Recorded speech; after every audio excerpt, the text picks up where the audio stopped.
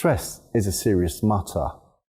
Ignoring stress by thinking all will be fine can be dangerous, as long-term stress can even lead to death in extreme cases. This is why many people are interested in stress management. I often receive requests to teach how to manage stress. However, the truth is that we cannot manage stress itself. No one can truly control stress. Why is that? The term stress was first used by the Canadian physiologist Hans Selye.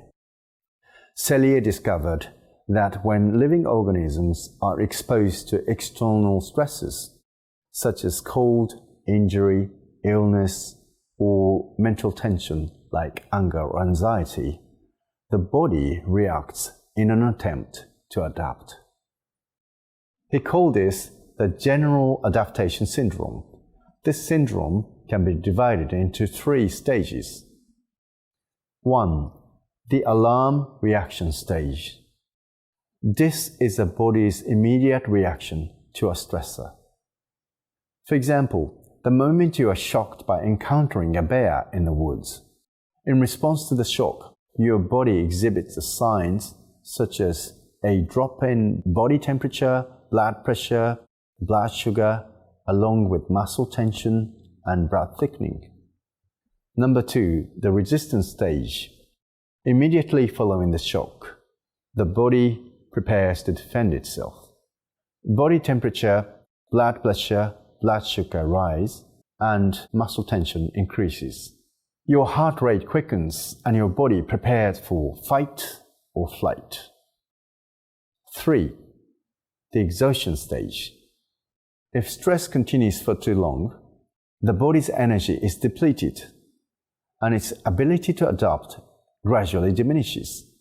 Eventually, the body can no longer cope with stress, leading to second shock-like phase.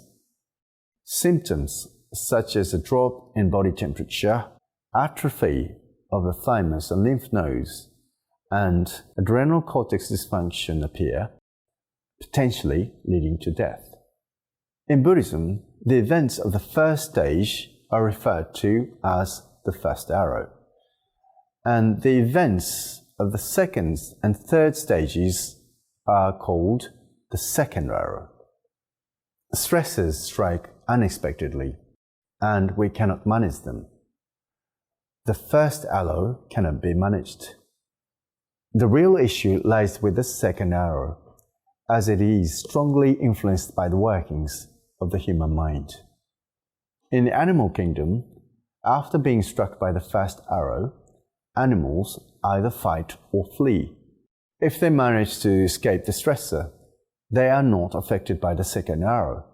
However, humans tend to add layers of thoughts and assumptions after the initial shock. They replay the events in their mind, creating new stress, causing themselves further suffering. For example, imagine being harshly reprimanded by a boss, leaving you feeling hurt. This is the first arrow, but even days or weeks later, you continue to dwell on the memory, adding imaginary scenarios that amplify your anger or sadness. You suffer because your own mind creates new stress, shooting the second arrow at yourself repeatedly.